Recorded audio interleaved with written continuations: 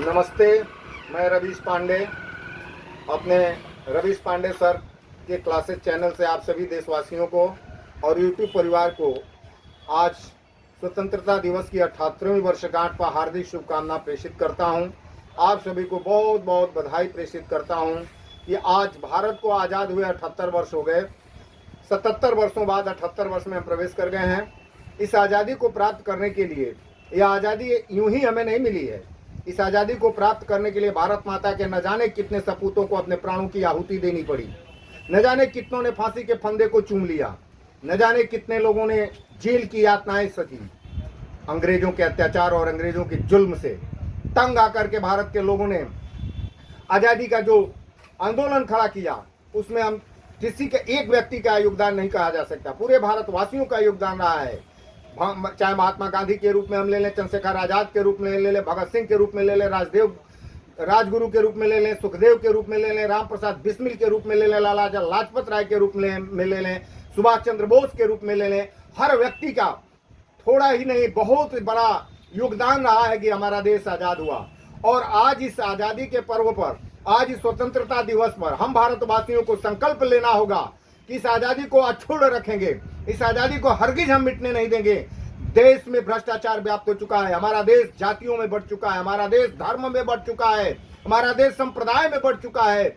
जबकि यह भारत देश एक ऐसा देश है कि जो विविधता में एकता का परिचय देता है, अनेकता में एकता का परिचय देने वाला यह भारत देश की, भारत की संस्कृति, भारत की सभ्यता आज धूमिल होती जा रही है।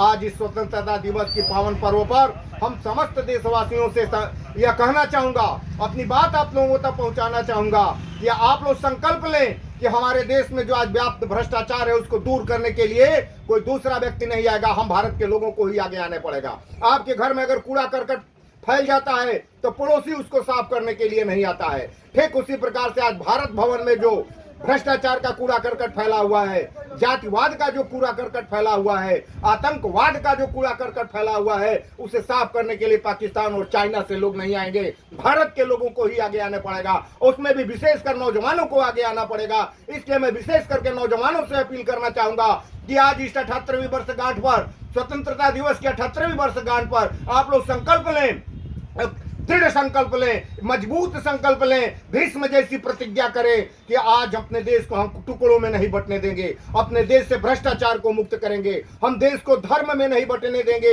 हम देश को संप्रदाय में नहीं बंटने देंगे, हम देश को जाति में नहीं बंटने देंगे। और वह जो हमारी प्राचीन ख्याति थी, जो हम जिसके लिए हम जाने जाते थे भारतवासी, विविधता में एकता, जहाँ वेशभूषा अनेक था, जहाँ धर्म संप्रदाय अनेक था, खान पान अलग था, वेशभूषा अलग था, लेकिन जहाँ राष्ट्रीयता की बात आती थी, जहाँ राष्ट्र का बात आता था, जहाँ देश की बात आती थी, वहाँ कश्मीर से लेकर के कन्याकुमारी तक के लोग एक साथ एक स्वर में बोलते थे कि हम भारतवासी हैं। वह दिन पुनः लाना होगा, हमें टुकड़ों में नहीं बंटना होगा।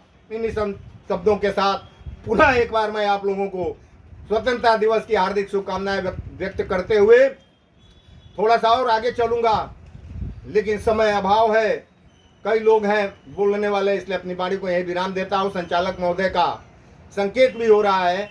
जय हिंद, जय भारत, भारत माता की जय।